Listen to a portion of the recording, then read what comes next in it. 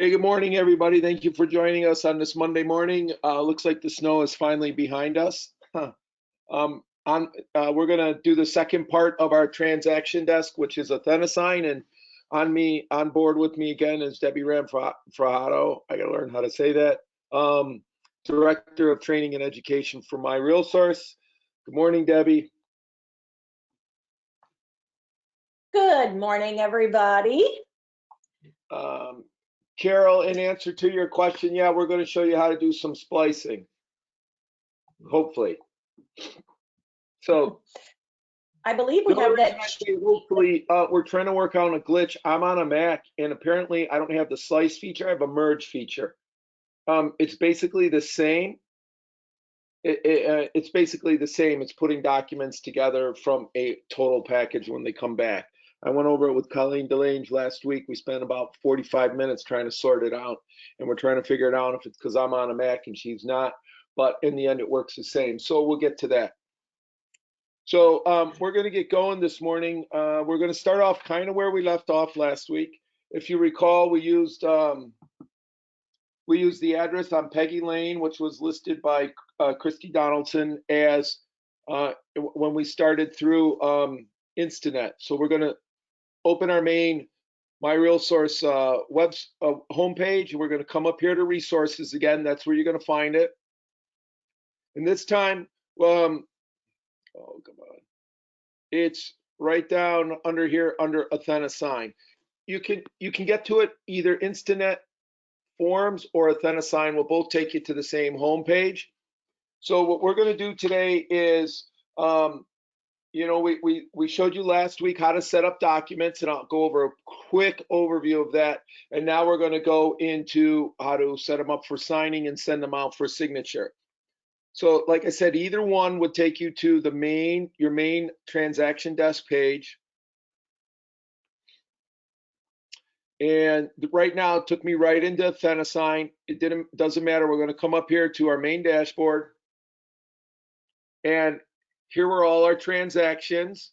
And if you remember last week, we created one for a listing on Brookfield, and this was the one on Peggy Lane we were going to do the buy. So now we're actually going to do how do we set up those forms for signature. You just click on that to open it, and we'll start the signing. So real quickly, how we did that, I'm not going to go through the complete search again, but I'll show you again the quick way right here. On a listing that you viewed that you want to write an offer on, go to transaction desk and set everything up. It's right here. It's this icon right here, that the quick action link with the fan papers. And it's that one. And if you hover over it, it says Instanet. If you click on that, that automatically brings all this information in, and you can start creating the first part is a transaction desk. Here was a transaction we created with all the documents that were in it. I cleaned up over here are my contacts. And I added, under the contacts, I added a lawyer because I want to show you guys how review works and when we're doing the Authentisign. So I added a lawyer, and of course, here was our buyer, Ashley B. Buyer. One of the reasons so she is the buyer. I go by Betty Buyer as her name, but her legal name is Ashley B. Buyer. Betty is her middle name. So if the buyer's first name and middle name were what they're commonly known by, then you don't need to put in anything down here for the legal name or the preferred signature. If they are something different, like in this case, her legal name is Ashley B., then that's why we put that in down there. That's just kind of why we do that when we set it up last time as a quick refresher. I also added a lawyer to this transaction so that we can see how to add somebody in that's just only going to be a reviewer. So now we have all the forms that were in there. If we go back up here to the details for this transaction, those are all the details. Here are all the forms right here that we had in here. I went in here and cleaned some of them up just so you can see what we added. Now we're going to do a signing. There's two ways to do a signing. You do a signing from over here or over here. Either way, you have to assign it back to a transaction in order to get it to come back to this transaction. If you start over here in Authentisign, on this right here on your left side, you come down, it says to Authentisign, which is the big pen. You click on that, and we're going to create a new one. So you come over here to where it says add. We're going to add a new one. We're supposed to be adding a new one. There you go. Create Authentisign. You always name it. This is going to be the buyer packet. It's a I just call it PA packet to the buyer. Authentisign will generate a name if you want to.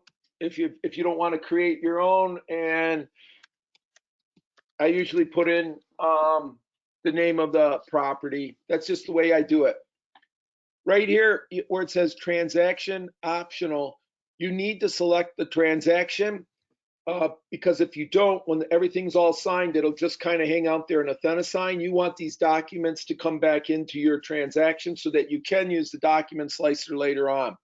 So you just come to the drop down arrow right here, find the transaction, and it will assign that to it. We're going to go to a new signing, hit save. It creates the new signing. Just like on the front end, there's a little wizard you go through, and this is the steps. Here's the signing name. You can change it again if you want. You have participant order. So you have the difference. You have sign in line and simul-sign. Simul-sign means how whoever opens an email signs an email.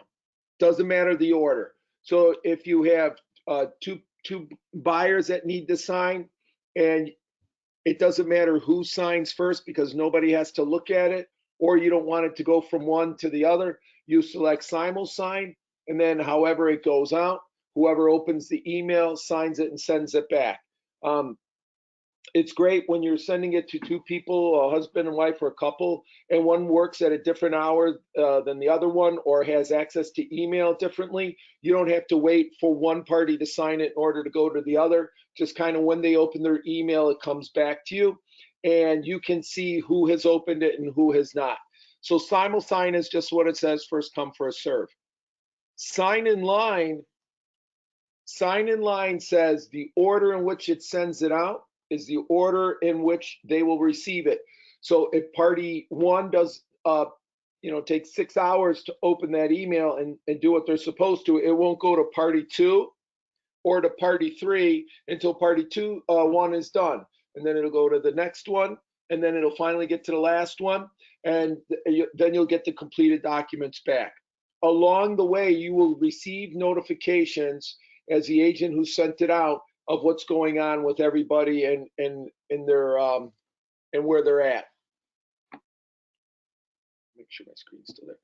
You also have under sign in line advance options where you can set an expiration date. Let's say you want them to sign by the end of the day tomorrow. You can put it on there, and you can also down below here send them reminders. The other thing right here is often overlooked. It's called the Authentisigning ID position. Right now, it's in the top left. Every time you send out a document through Authentisign, it's going to my defaults to the top left. So let's say I send the PA to the buyer, then I send it to the seller. The seller signs their portion of the purchase agreement and sends it back. When I send it to the PA to bottom line it to the buyer, I'm going to change this to the bottom left. Otherwise, it'll print over the other one that's already up there. So what this allows you to do is when you send the same document out multiple times, it tells you where they're going to put the authenticating ID from Authentisign. As we talked last week, as a refresher, it's a transaction desk, Instanet, are editable forms and documents that you bring into a transaction. when you load something into Authentisign, they automatically make it a PDF that really can't be changed, and they send that out, and that's what comes back authenticated. You can hide the signature keys on side documents or not. I just leave this like that. So you can come back and change these two, but you got to kind of think of how you're going to send it out before you get down here to the participants. So these are the participant. That all looks good. We're going to leave it sign in line, and I'm not going to set any expirations or reminders for today's class. The participants, pulls up all the participants. I can add somebody if all of a sudden the title company wanted to be on that. I could add them in here. Anybody that you select here as a participant is going to have to do something. So if you select yourself, but there's nowhere for you to sign, the system's going to say you either got to take yourself off or give you something to do. We're sending, I'm not going to select myself right now just to make it not complicated. We're going to select Ashley Beyer. She's a remote signer. And we're going to select the lawyer. He's going to be a reviewer only. We want the lawyer to get this first, look at everything, and if he's all right with it, it'll automatically then go over to Ashley. If for some reason Ashley is not comfortable with it, if the lawyer is not comfortable with it, that email won't go to Ashley because we have it set up in sign in line. So we're going to add those two people. If you put somebody as CC only, that means once the document comes back and it's been completely signed by everybody, then it will go to that person for general overview at the end. So that could be your broker, perhaps, that wants to look at all signed documents and everything else like that. That's where you might CC somebody. So we're going to add those two participants. They've made it real easy. This used to be pretty cumbersome, but Larry has to be first as the lawyer because remember, we are in sign in line. So whoever is first is going to get it first. Well, I don't want Betty getting it before Larry's had a chance to review it. This magnifying glass here symbolizes that this person is a reviewer and this person is signing.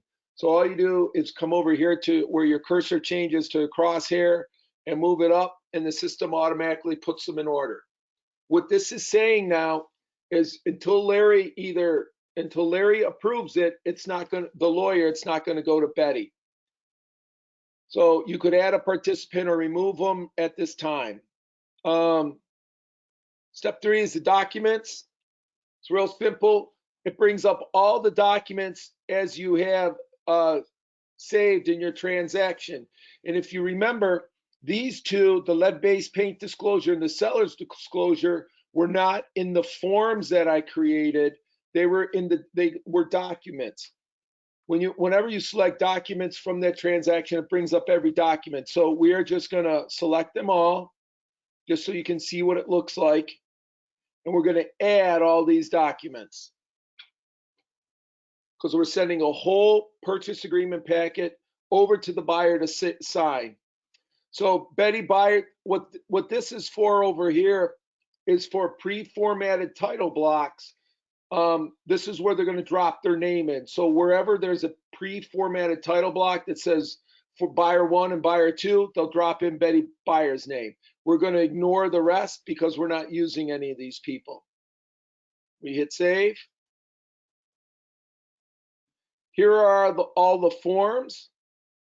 If you like them in this order, you can just leave them. I have the Michigan Buyer's Agency Contract short form, the disclosure, the notice of buyer's agency.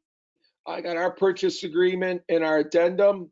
I want the lead-based. I want her to see the lead-based paint before our purchase agreement, and same with the seller's disclosure. And I threw in this form just so you guys could see how it looks. Actually, I'm going to get rid of the purchase agreement. We don't need this one. I realize I don't need that form. All information will be permanently deleted. When you click OK, it doesn't take it off the form. It just puts it back into the transaction desk on the form side. It didn't delete it out of your transaction. These forms here with these little yellow boxes, That means they have pre-formatted signature blocks. That's what's telling you. Even though they got signatures in there, you still want to check them. So we're not going to add any more documents. We're good with the way they are. I like the order that they're in. So now we're going to come down here to the fourth and final step, which is design. And this is where we're going to get into actually putting together the forms. Is everyone on board with how we got this far? Okay. And Debbie included in this webinar, there's a couple handouts at the end that are pretty good to use. So right here, the forms come up. Here's our name. And you have, I'm going to go back. We're going to save and continue. I just want to show you this under participants. I'm going to add myself in here. I want to add me, add a participant. You can either add a new participant, someone who's not even in there, add somebody from contacts who's already in there, or from my transaction. So I'm going back to the transaction. I'm just going to add myself, and I'm going to make myself a remote signer as well, so I can show you how the signature is. For a reviewer, there's no signatures or anything that you will see for them. And I am going to be last. And I'm under the selling agent one is where my name appears. So any title blocks that are pre-filled out for selling agent one, that's where my name is going to appear. So I'm going to save all that. And we just come back down here to design. When you're in the design mode, over here on the left, or sorry, on the right, is where you grab their signatures and everything else. As you can see right now, there's a place for the realtor, which is me to sign, and for Ashley to sign. I typically move these up just a little bit if I have the time, because when Authentisign actually prints the name in and all the time stamps and everything, it ends up going through this line right here. You don't have to move them up if you don't want to. It already pre-filled in the date. I had another buyer at the time I was going to put in here, but just ignore that name down there. I can, if I want to do just on Betty, on the buyer here, if I click on a right click on her, you have the option to flip the stamp, vertical, horizontal, things like that. And what that does is, let's say you're going to have a couple of names signing in a row. Instead of the title blocks being stacked on top of each other, you can flip it. Keep in mind that it only shows up, Ashley or Betty Buyer will only see her title blocks when her email comes out. Just like when I get my email, you'll see the places for me to sign will only be where my name appears. I won't see where anybody else has to sign. You can also add a date stamp real quick by clicking right here and saying add date stamp. So you right click on the signing box, hit add date stamp, and the date stamp drops right in. And again, that date stamp is tied back to this buyer. When this buyer signs, it will be that date stamp. You can also come over here under Betty Buyer on the right, click and hit drag and drop, and you have all these screens here for drag and drop. Anything in red, they must do. Anything in green, they have an option. I usually don't like to put anything in green in there for an option. I like to discuss it with them beforehand, and to where it shows up that they must sign here or initial here. Because if they're not sure and they click on one or the other, or they decide not to, then they could miss something. Same with these red boxes or blue check boxes. A blue check box gives them the option to. A red check box will already show up as it being corrected, and I'll show you that later. So if I could also put in a date by just dragging and dropping, it'll be the same thing, because Betty Buyer's name is highlighted here. That date will be associated whenever she signs it. We don't need two of them, so you just right click on it, come down here and delete. If for some reason I wanted to put in a text box, all I would have to do was, you can click here on the text, and here you have a text box that's associated with Betty Buyer. I can also mark it up right here if I wanted to add another text box. That's another way I could do it too, by clicking on that text and then creating the text box. If there's something in here, when you right click on open a box and then you see this gear down here, if you click on the gear, that's where else you can delete it or get rid of it or do whatever you need to. If for some reason there wasn't a name underneath it, if I clicked on add a name block, it created it right here. You just click and drag that and you would have that right underneath where the signature was. The reason that becomes important is depending on some title companies, or if you're dealing with a government agency, they want to see the person's name printed underneath the signature line. Check with your title companies and whoever, just to make sure. So this is the first page. You just roll your mouse down or go to the next page.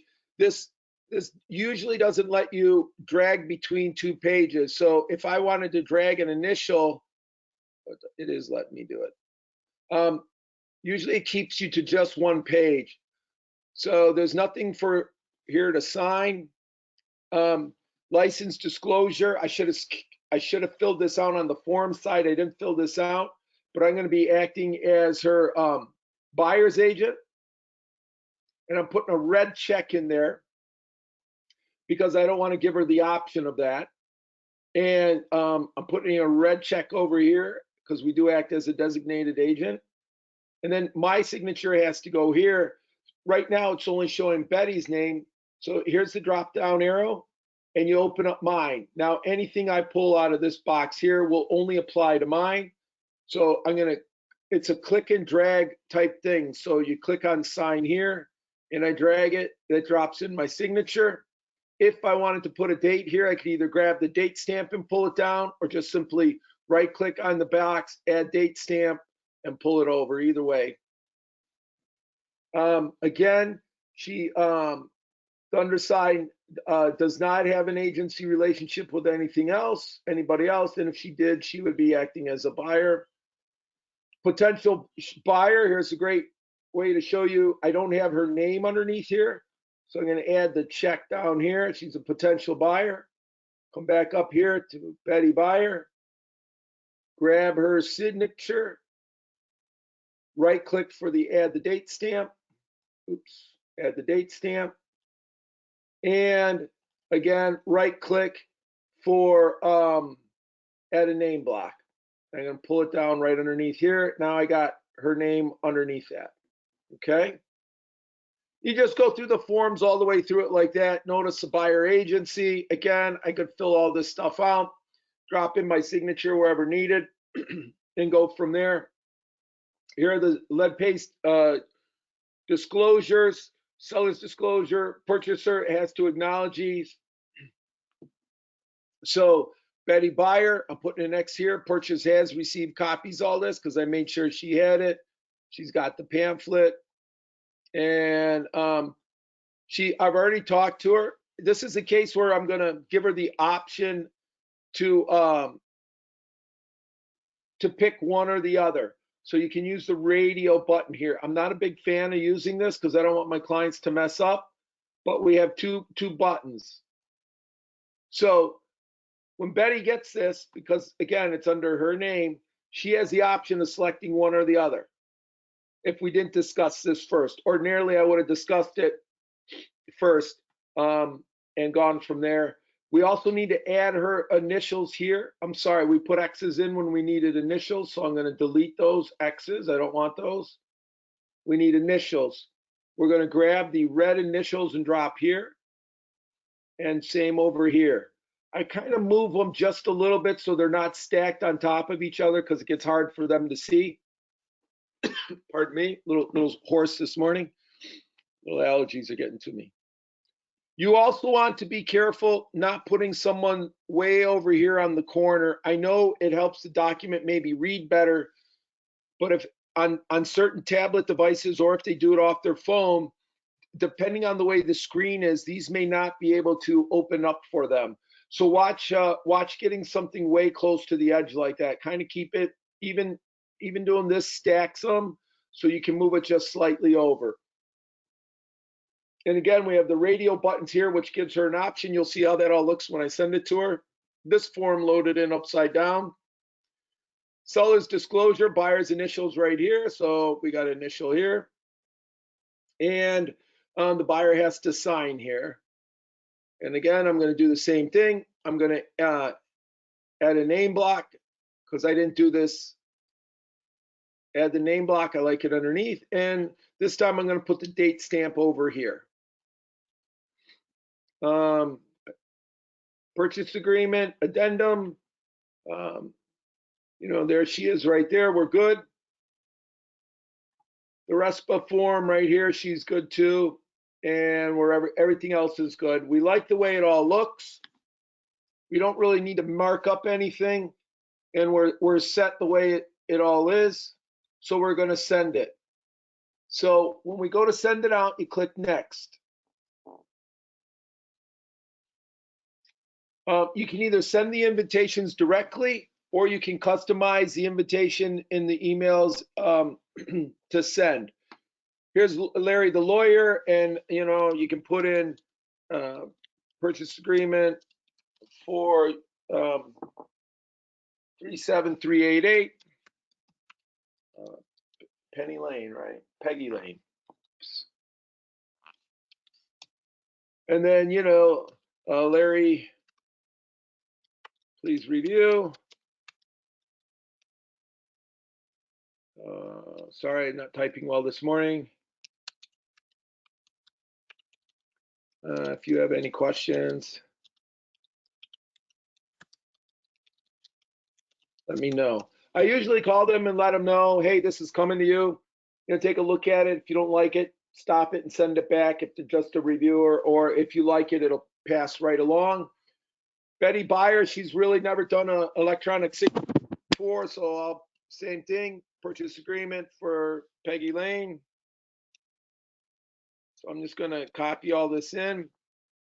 I actually have a message that I put in here that I have saved. If I can find it real quick.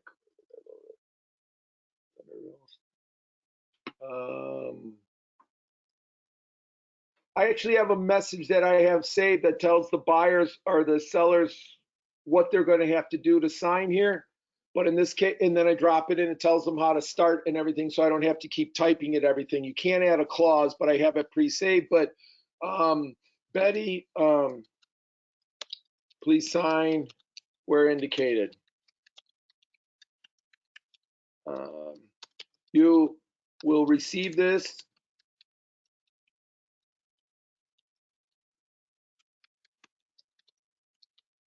Oh, great. I'm really screwing up today.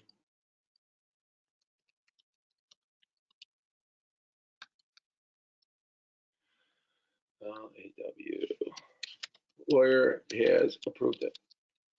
I put a little note in there that says, Betty, the only way you're going to get this is if Larry, the lawyer, has approved this. So just to kind of let them know, and it'll go in line the way it needs to. So at this point, I like the messages. I hit save, and then we hit send invitations. The invitation goes out. There it is. It's gone out. So we hit OK. That's all you really need to do. And we're going to let the system load up, and then I'm going to show you some things so you can tell what's going on. I have to get out and then get back in under signings. We go and check our signings, and I open up this one. Now we see all the names here and in the order that they are. Larry was first. He's a reviewer. This speedometer looking thing shows, right now it shows that he hasn't opened it and he hasn't signed it or looked at it. When they've done, it'll be checker flags. So everybody is still waiting, and this also lets me know the pen here that Betty and myself both have to sign it yet. So that's a quick way that you can see how everything is. So I am going to open up the emails.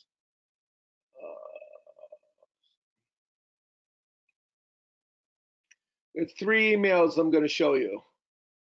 I'll load this morning.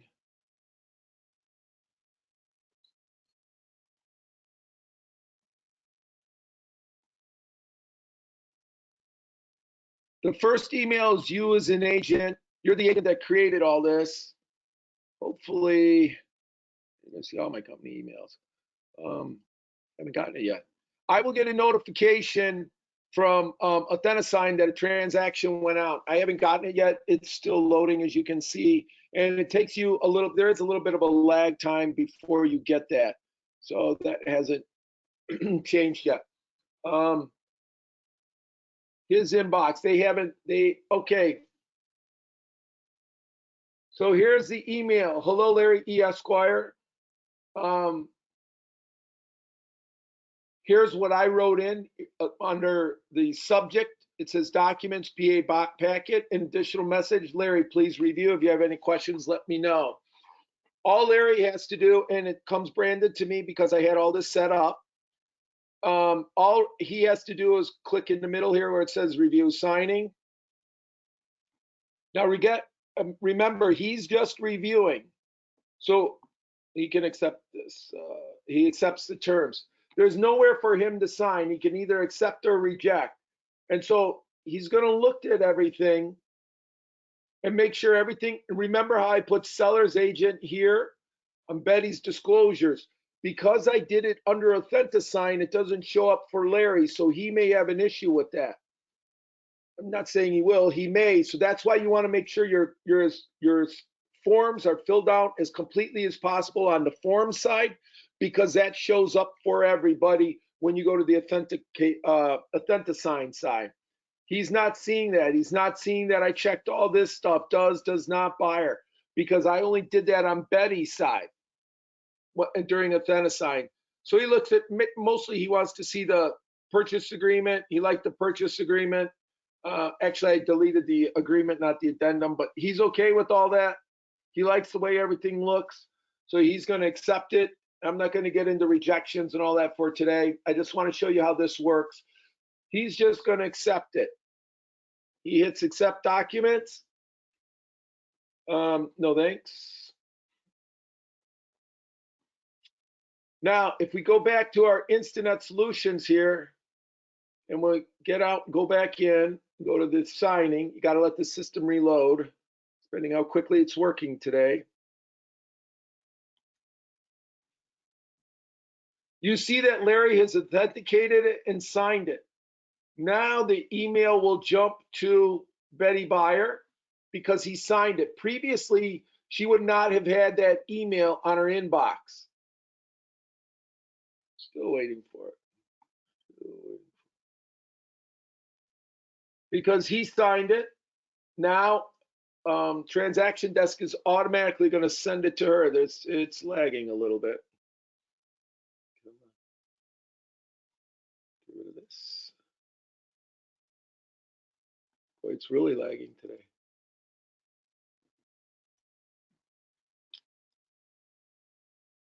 Because he accepted it, if the system was working, he's all done with it. That's good. It should automatically generate the next email and go to her. And we're just to Betty Buyer. And I'm just waiting for that to, oh no.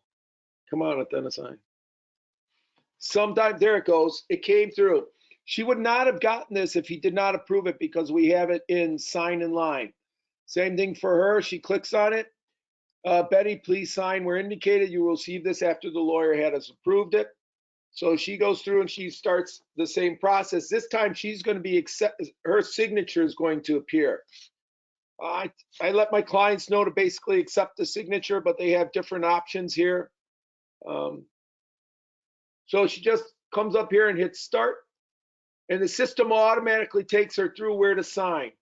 Right now there's no month, date, or year, but when she clicks on it, it'll create one. She has to click here. She doesn't have an option. We're going to sign here. We're good. She has 2 initial blocks here. This is why I cautioned you about putting them too close to the edge of the screen, because if this red arrow doesn't appear, that's, it's hard for them to see, and you can't always tap on them if they're doing it on a phone. So she touches here, system went here. Now here she gets to pick one or the other. If she clicks that one, it takes her to the next section. If I go back, she goes, no, I decided I want to waive it. It does not give her the option to select them both at once. It does not, where'd it go? Oh, it's past buyer's agency. Does not give her the option to select both. That's what a radio button does. It's one or the other. Come down here. She's got initial here. Sign here. Here. Here. It's very important that you tell your clients to hit the complete signing in the middle of the page when they're done, not this complete. If they hit this complete, it'll just stay kind of out there in limbo. It won't come back to Authentisign. They have to hit this complete signing in the middle of the page. So if you're sitting there and looking at Instanet, I'm going to reload this so we can see what we're talking about. Go back in our transactions or our signings. What you'll see is Betty Buyer has authenticated it. That means she's already opened it and accepted it, and she started the signing. If they say I hit complete, I'm done, and you still see this after a period of a few minutes, 10, 15 minutes, that means they hit the complete in the upper right. They did not hit the complete signing in the middle of the page because it was not finished. It was not signed. So that's how you can tell what's going on in the process. And also, if you go and check my inbox, you will not see my email telling me to sign yet because we're signing in line and I'm number 3, so I'm not going to get it until Betty Buyer is all done. So we'll go back to here. We're going to hit complete signing. It'll ask if they want to create a password. I usually tell my clients, no, thank you. They don't have to if they don't want to. Excuse me. Let the system load up. So far, no questions. That's good.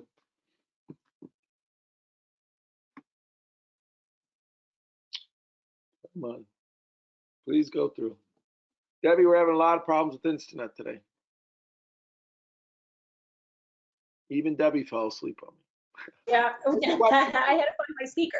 Actually, when I was assuming somebody's ID and working in Authentisign earlier, there was a huge lag. So they might have some kind of an update or something. I know Netflix wasn't working real well last night. A lot of people are online. I mean, you know, it just seems like everyone's jamming up online. So you just got to let it spin out and go through. It'll time out after a while.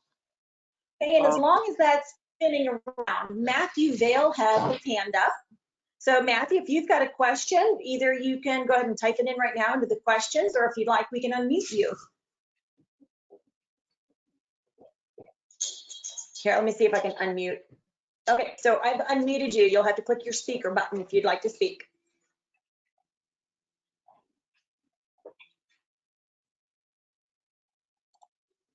Yeah, we have PR bags. What's that, Matthew?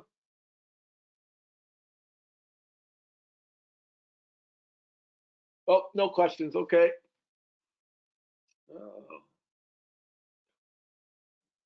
Well, this is the part of doing everything electronically that kind of is difficult. I don't know why it's not taking it.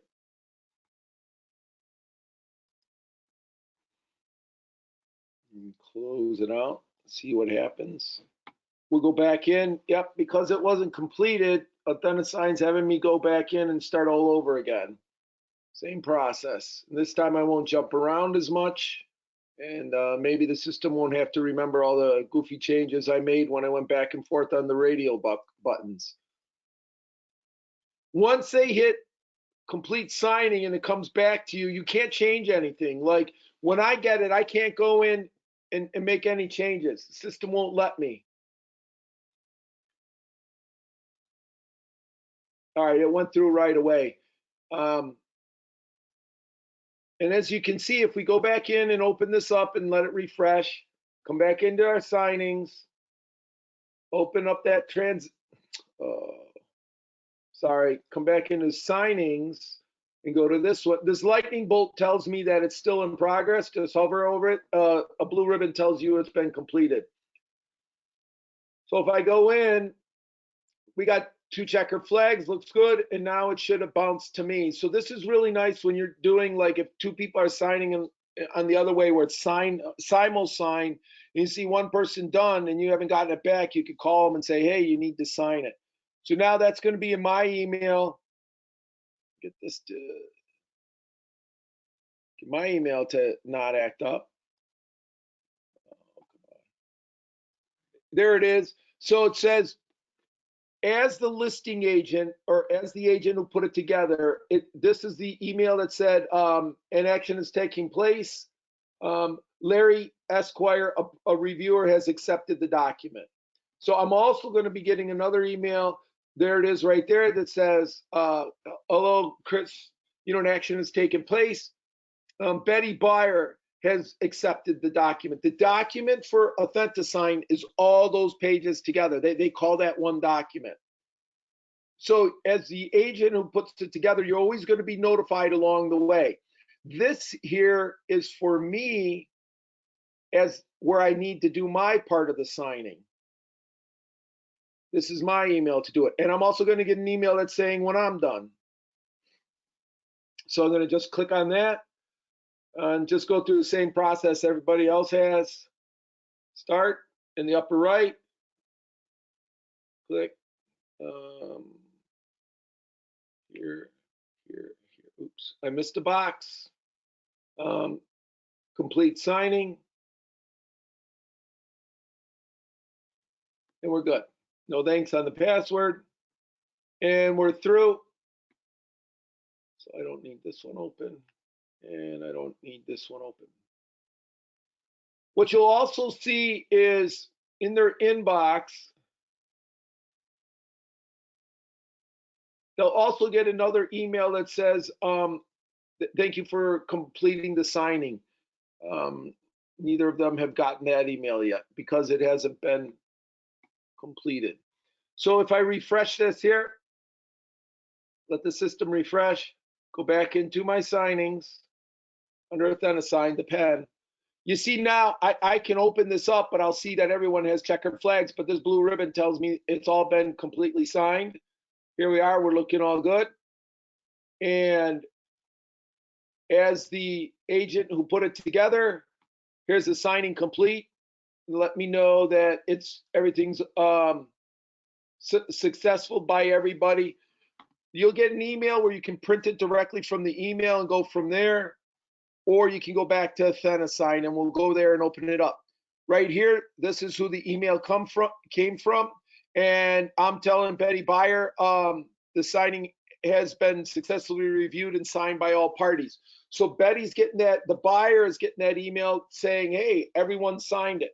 So if you had a husband and wife and both of them sign it, and I as the agent had to sign it, they would get it once it was all done by everybody. They're all going to get the same email that says it was successful by everybody, so they know. So the system really helps you out in a lot of ways in staying in touch with your clients. So we're going to go back into Instinet Solutions. We're going to go back to our transactions. Here was our Peggy Lane transaction. We're going to open that up. And down here under signings, here's that whole Authentisign package. If I did not assign it back to this transaction, that would only appear up here under the signings. It wouldn't automatically load into here. And as you can see, because it loaded in here, it also made those all documents under the Documents tab. Originally, we just had the fax back cover sheet, the lead-based disclosure, and the seller's disclosure. All these that are locked are saying that they were certified and digitally signed, and they added those documents in here. Now, the difference between what's going on with my computer and most everybody else is you won't see these individual forms. You'll see the whole packet in there. And from there, if you click on it, you would then open up the document slicer tool and then select which forms you want to create to send, for instance, a packet to send to just the listing agent, because the listing agent doesn't need every single document that was signed. My computer, for some reason, we went over that length, will not do that. Mine keeps them as individual forms. So I do it similar, and I hope it's not too confusing for you guys. I'm going to merge my documents and call it PA buyer sign. So I'm going to, you'll see one down here, PA buyer sign PDF. These are all those documents that we just went over. They're all, there's 21 pages. All the signatures are where they need to be and everything else. Now, if I wanted to, I didn't select them. If I deselect them, I want the purchase agreement addendum, the PA, not the whole PA packet, the lead-based paints disclosure. These are the ones I want to send over to the seller. You would be doing the same thing when using the document slicer tool at this point. You would be going through and selecting the individual documents. Where I merge them, you would hit the slice, and I can't show you what that looks like. And I'm going to name this one packet for seller. Sorry, for listing agent. And then those documents would all be in here in the, under that. Right here are the packet, the 7 pages that I put in for the listing agent. Then I could send that package over to them just by simply going right here and where's the email one?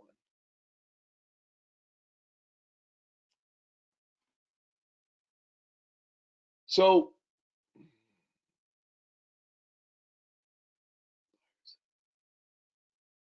here's the whole packet. This is how you guys are normally going to look. You would come up here to the document slicer tool. This is how, and then you would hit document slicer. For those of you that, here are all your different documents. So the ones that you want to include over to, let's say your seller or your title company or the mortgage guy, you don't want to give them everything. You can click on them to see what they are. It's running a little slow today, so I'm not going to go through every single one. This is the lead paint disclosure, so I want that one. I know there's 2 parts to it. The seller's disclosure. I don't need the exclusive buyer agency, but I need the designated buyer agency. And I'm just, and then this form, whatever that is. Okay, we've sliced them up. I'm going to call it save. I'm going to save as the selected pages, and I'm going to name it. And I can call it the same thing, PA packet to the seller. This is using the document slicer tool. And we're going to just save it. And so that'll create a new document in your transaction with the documents, and then I can take that. Yes. It doesn't take out of what was originally in there, it just creates a new one. I think it was this one I just created. Yep, here they are. And I can download them, I can print them, I can copy to the cloud. If you hit submit, submit will send it to the broker. If your broker wants to look at something before you send it out, just hit submit, make sure the information's in there for the broker, and it'll automatically go there. You can mark them up a little bit if you need to at this point, but again, it doesn't change what's already been signed and dated and everything else. So at this point, you can download them and then put them as an attachment, you know, in an email to somebody. Or if you had to send them to somebody else to be signed, you could send them to be signed. At this case, you could start a new signing from here. That's how you use the document slicer tool, and they're under documents as part of your transaction. And here are all my original forms up here. And then under forms, here's the signings. We've only had one signing. And then we have the documents down below. You also have all the under the documents, you will have the certifications that tell you where everything was signed. So what the certification is if anybody ever wants to see for legal purposes, right here is what a certification looks like. And let's see if I can make it bigger.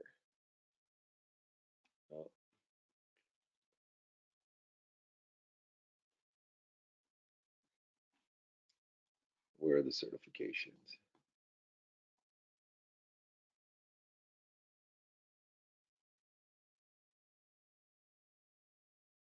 Here are all the certifications that went out. This is what is going to be required in a court of law.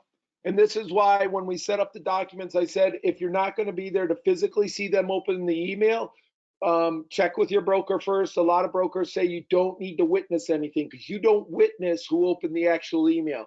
Authentisign takes care of that. And they're saying that the name of the packet, when it went out, the date, the time, the email it went to, and who that whoever has access to that email opened it, and they did what they were supposed to. In this case, this was the one for Larry Esquire, and then the other things that went with it. This is the certification. This is what Authentisign provides to you. I've had a couple agents ask to see the certifications as well. You can send them to them. There's nothing wrong with it. I mean, check with your broker to make sure it's all right to send them, but there's no hidden real information here other than somebody may want to get your buyer's email, which that would be kind of crafty of them, but check with your broker first to send out the certifications of that it was signed. So that's kind of quickly what we do to go through in Authentisign to set up your signatures or title blocks or anything else or initial blocks that you need to. Again, I don't like to give my clients choices when I submit things to them because either they get confused or they click the wrong button. And let's say they wanted to accept something and they were in a hurry and they click don't accept. Once it goes through and they send it, they can't go back and redo it. You have to resend out that form. So once they click complete signing, they can't make any changes to that form. So you would have to redo it. So that's why if I know they're going to want something, I'll ask them on the lead-based paint actually, and I'll set that up in forms and get it all done. So if you guys have any questions, I'll be happy to answer them. Again, Debbie included two really good handouts for you to use. And feel free to contact me or Debbie if you guys have any more questions. We're a little bit ahead of schedule today. So if there's anything else, let me know. I'm going to look for that email. Sorry, Carol was very thankful on showing the slicing. You are most welcome, Carol. Debbie has a great handout on that, Carol. So take a look at that that she included. Trying to see if I can find something. I'm looking to see if I can find that that letter that I created real quickly that I drop in when I do my Authentisigns. Yep, I created a little document. What I'm going to do is pull it over so you guys can see it. I created a little document. It's a Word document, so I can copy and paste this stuff pretty easy for both Authentisign and it's loading right now. If you have a minute, we're done. We're pretty much done. If anybody wants to sign off, here's the body of the email.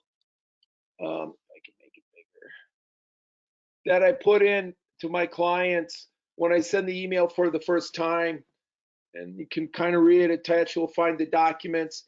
And I say, when you finish your signing, click on complete signing in the reddish highlighted box in the middle of your screen. Please do not click on the complete in the blue box. I used to try to type that in each time, and then I just created this little email. Whenever I submit an offer, I always get in touch with the listing agent. I leave them a phone. I call them. I also send them a text and I send them an email, and this is kind of the email or text I send them. It says I emailed an offer to your email for your listing. please text or email me acknowledging receipt of the offer. This email will come from my email. The only reason I'm asking them to acknowledge receipt, it doesn't mean they accept it, reject it, or approve it. All they're saying is they got it. Because I've had the case where someone sent me an offer, and 2 days later they called me, it went to my junk mail. I never even knew it. They never called me, they never texted me, they never informed me in any way. I go the extra step just to make sure, just in case my offer landed in junk mail for whatever reason, or it was a busy weekend and they didn't see it or whatever. I want to let them know that I sent them an offer. Their acknowledging receipt of it has no real legal bearing. The legal bearing comes in when the email is, the minute you hit send is when it is delivered. It's a whole separate discussion. I just want to make sure the other agent is aware that I sent it to him. That's all the reason I do this for. And it doesn't bind you legally by saying, yep, got it. That's all you got to say, received, when you see one of these emails. It lets the other party know you got it and everything's good. And then they read through your terms and conditions. So that's another thing I created. And I can load this on I have it on my phone, so I just copy and paste it in as a text as well that I send. So those are a couple of things that I've already created that are a little outside of transaction desk. Any other questions or anything else? Debbie, anything that I need to bring up or go through? I think we're good. Don't forget that it is being recorded. So if you guys wanted to rewatch it, please subscribe to our YouTube channel. Just click on the button that says subscribe, and you can watch anything that you want. We have all of the webinars loaded up that we've done over the past month are up there for you guys, and they are public, so you do not have to log in to see them. And again, to get them, you don't have to log in, but you can go from, and then the quick action link, no, you got to go to the MLS, which is right here on the left, and then down. Are they in here, Debbie? Yes, you can get to the webinar library right there. That will get you to our YouTube channel. Where's the webinar library? The quick right links. there, webinar library, right in the middle, it says webinar library. If you click on that, it takes you directly to our YouTube channel. And if you click on it, there you go. It'll bring you to the YouTube channel. And also, and they're all right here for you to look at. And also, if you want some quick handouts again from last week, if you come up here to MLS documents and you go down here to MiRealSource education, type in a search what you're looking for. We have all kinds of PDFs that are loaded in here that'll help you out. Well, there's about 70 some odd, and it's best to use that search tool where you see his cursor is blinking, because they are loaded up by the most recent are on the top. So yep. I have a hard time searching like that. So there you go. There's some things for you. I hope everything's going well for all you agents out there. This is the Real Living Key one, right? For the RLK people. Yep. And if you guys have any questions, stay healthy and, good luck to you all. So if you got anything else, contact Debbie or myself. Other than that, we are going to end this webinar. One last thing before you go. After we end the webinar, a class survey will appear. So take the minute and a half to click on a few buttons there to tell us if you liked it or not. And then if you have any other thoughts on some new webinars that do fall under our purview. Okay. All right. Thanks, everybody. All right. Bye.